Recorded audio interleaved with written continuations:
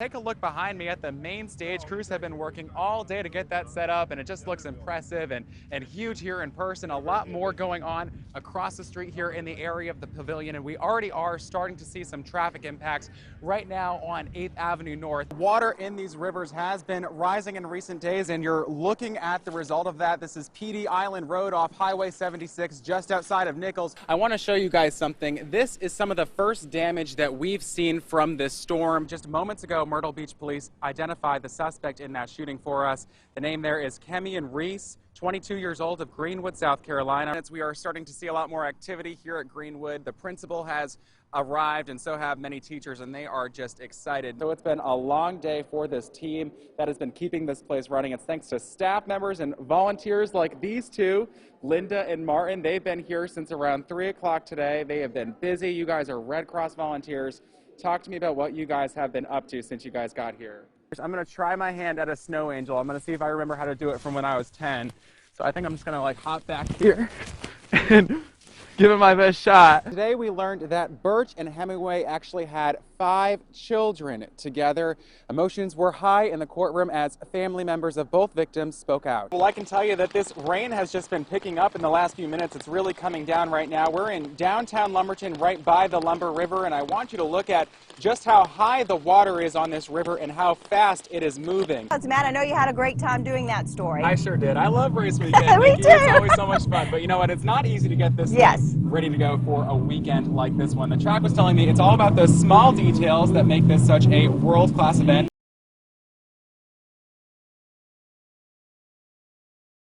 To the nation's capital, now a key piece of President Biden's agenda, the $1 trillion infrastructure bill. It passed a big hurdle in the Senate yesterday. Back in our area now, a memorial service was held this afternoon for fallen Myrtle Beach police officer Joseph McGarry. McGarry died in the line of duty 19 years ago today. The Darlington County Coroner's Office has identified the person killed in a shooting yesterday on Dots Circle. The coroner says Dimitri McDaniel died in the shooting. Tracking the coronavirus and getting an update on pediatric COVID cases in South Carolina. This afternoon, the Medical University of South Carolina reported it has 5 kids hospitalized with the disease. First at 6, 5 candidates have been fighting for your vote to be the next mayor of Myrtle Beach. And one candidate, Jean Ho, has talked in the past about the conspiracy theory called QAnon.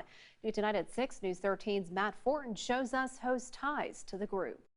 My name is Jean Ho. In this audio clip provided to News 13 of a 2019 QAnon rally in front of the Washington Monument. It's you, Illuminati, that has taken America. You can hear photographer and now candidate for Myrtle Beach Mayor Jean Ho speaking to a crowd. They take us Q believers and they make us into tinfoil hat wearing people. That's not the truth. That's not the truth. We here in the Q community, we all here are the ones with the beautiful families. We're the ones here with the businesses. This photo of the event shows him perched on a stage in front of a giant Q and hashtags like MKUltra and Pedogate. Q has wakened us up. Q has made us alive again, and Q has taught us to think for ourselves. He's found success over the years with his Grand Strand photography business, having worked with everyone from the WBTW team to former President Donald Trump, something Ho is proud to share in appearances around the country, including at QAnon events. QAnon is a conspiracy theory alleging that the world is run by Satan-worshiping pedophiles, and former President Trump was fighting against them. It's not Republican necessarily as in being pro-Republican. It's anti-democratic. It is not about disagreeing on issues. They see the liberals and Democrats as truly their sworn enemies, really enemies of God. The FBI earlier this year said some QAnon followers will likely disengage from the movement since Trump left office and the failure of promised QAnon events to happen. It warned, though, some domestic violent extremist followers of QAnon may change from serving as digital soldiers to real-world violence. Former Democratic consultant and current professor at Duke University, Mac McCorkle, says although Q followers are a small minority, they have the potential to have an influence on the political scene. Elections where they're low turnout elections, they can start to really matter in the Republican Party. Ho's campaign disclosure shows QCon Live paid him $1,000 for a speaking engagement in October 2020. The QCon Live website says it brings together freedom-loving patriots, including followers and influencers of the Q movement, among others. There, he mainly spoke about working with former President Trump and promoted his book, different than his 2019 rally appearance in D.C., where he mentioned adrenochrome, a chemical some Q followers believe the elite harvest from children's blood to use as a drug. Q has mentioned blood 17 times in his post. You could check it out later. This whole thing of what we're doing is all about blood. Q says constantly, you check the bloodlines. We know they've been misusing blood with their adrenochrome and all this stuff.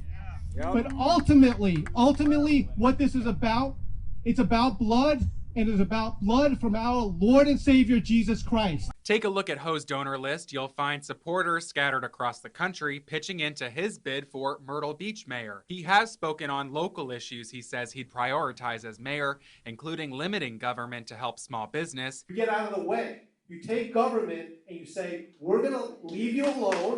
And a crackdown on crime. We're going to go downtown, look at the drug dealers in their eye, and say, you got 45 days to get out of here. During a News 13 debate, Bob Juback asked Ho about his relationship with the Q group. I spent the last 2 and 3 years on a book tour. During that time, I probably did about 150 to 200 events.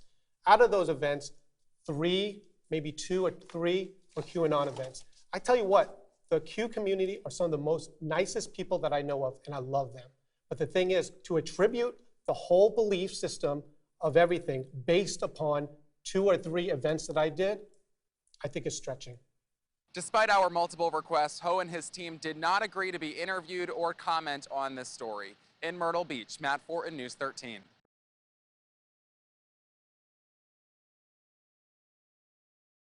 Kind and loving person. And she endured so much trauma.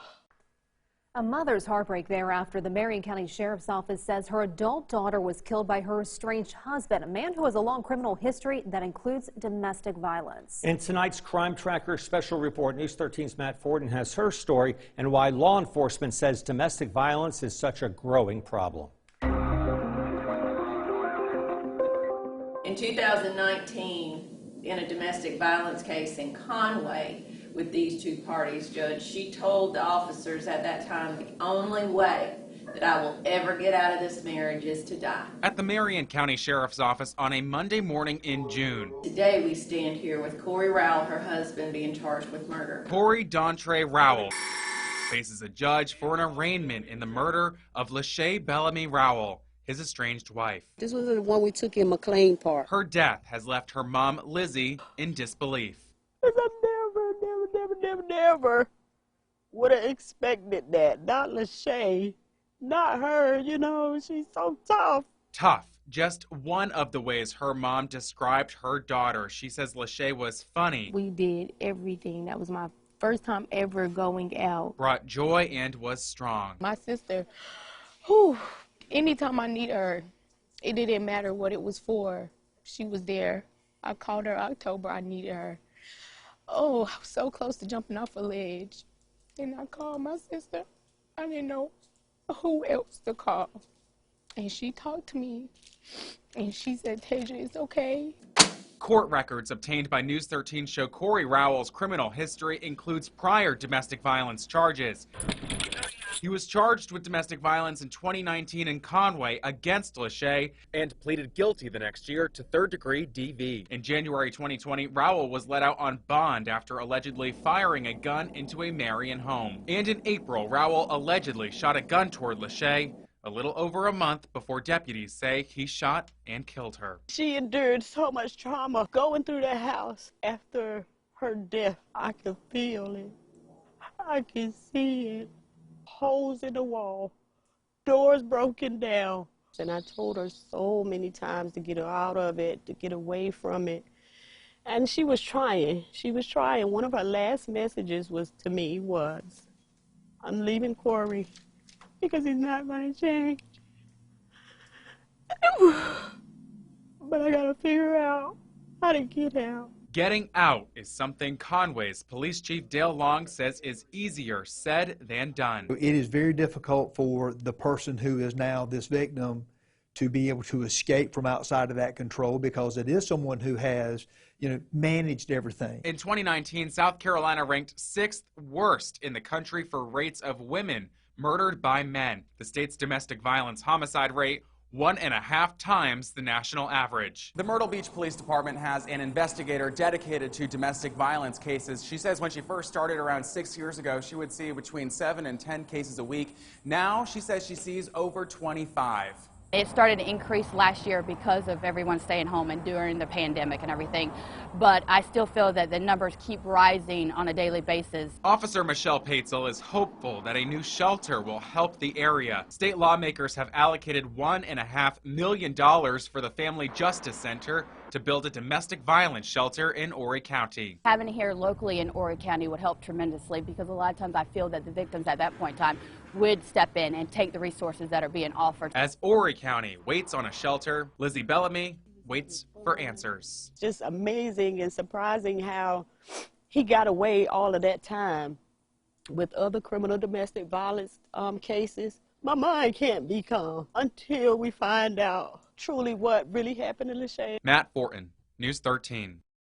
So tragic there. We have posted more stories for you in News 13's Crime Tracker series at WBTW.com. We have investigated a number of topics, including crime trends in your community and also what's being done to try to keep your family safe. It's all more local coverage you can count on.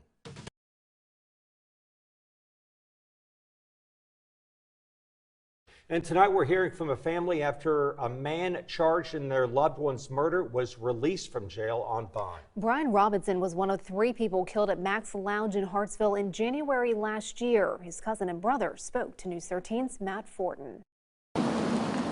This is what Max Lounge looks like today. Crime tape and memorials for the 3 killed last year gone. But what hasn't faded, the pain their families still face. Every time the call comes to go back to court for bond hearings, it's just like reliving that day over again. A recent court date resulted in Davion McCall getting a $100,000 bond. He was released Sunday. The opportunity for them to be bonded is their right, but it also is a painful place for the people that are left grieving over the loved ones that have been lost. McCall and 3 others face charges in the shooting, including Darius Dickey, who is still in custody. The shooting left 3 dead and several others hurt. Coker student Garrett Backish and DiCaprio Collins were the others killed. No matter how angry you are at anyone, we have to stop using bullets as a solution to a problem. We got to stop it. I don't need for anyone else to have to go through this. That's why Robinson's family is working on a nonprofit in his name to help stop violence and fund scholarships. Number 1 quote was, you good, bro? Check on people, because that was the kind of life that Brian lived. As for moving forward, I would much rather have a release date on this side where you have restrictions than to get a release on the other side of this trial. On the other side of the trial, what my hope is that justice will be served. The Darlington County Clerk of Court's office told me a trial date has not yet been set for McCall. In Hartsville, Matt Fortin, News 13.